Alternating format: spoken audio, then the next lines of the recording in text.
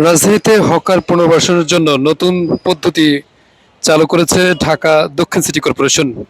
গুলিস্তানের বিভিন্ন যে সড়কগুলো রয়েছে সেই সড়কগুলোতে হকার বসার জন্য নির্ধারিত জায়গা করা হলেও কিন্তু হকাররা বসছে না সেই জায়গাগুলোতে।